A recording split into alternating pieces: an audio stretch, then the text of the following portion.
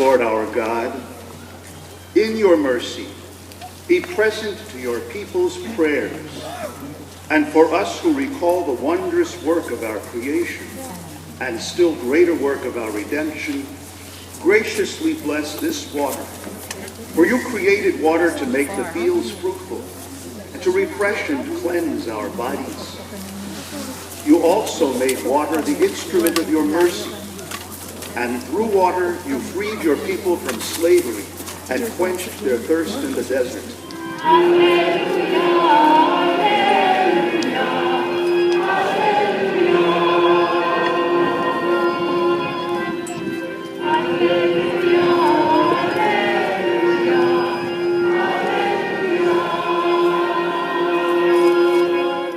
This is a theological way of understanding that God created the world good and whole.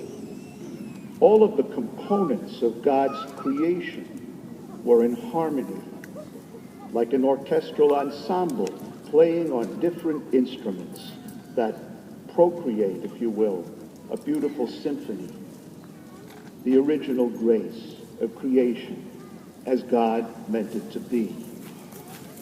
Satan disrupts the order and beauty of God's creation by tempting and inducing us to play wrong notes, to live not as we were created, in God's image and likeness, but according to a lesser design, a pattern of broken chords, or discord, if you will. This tendency of all of us to go off key, to wander from the divine composer's score, is something we observe throughout history. It's something we see in others. And if we look into our consciences, which are the mirrors, our soul's mirror of our actions, we see it in ourselves. Genesis dramatically depicts the fall of creation from God's original plan of harmony and beauty, detailing all of the consequences of the demonic deception that Adam and Eve fell prey to. That we are born with an innate tendency to repeat their folly is why we speak of this kind of structural sin or deviation from God's grace as original. Even before any of us commits our first sin, we seem set up to fall. Our experience of life confirms this tendency.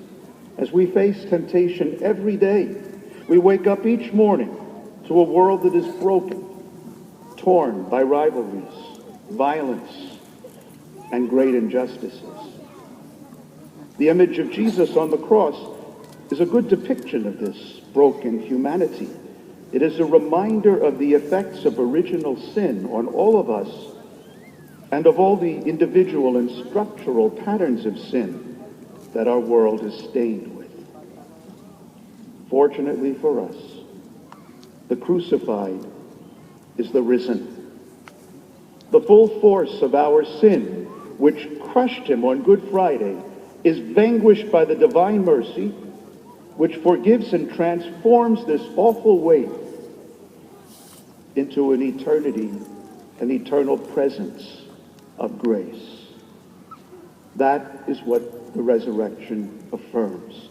God accepts the sacrifice of Jesus for us, fully human and fully divine, as an eternal bond that seals and heals our brokenness and our chaotic, cacophonous effects of those wrong notes, which we call sin, on the symphony of life.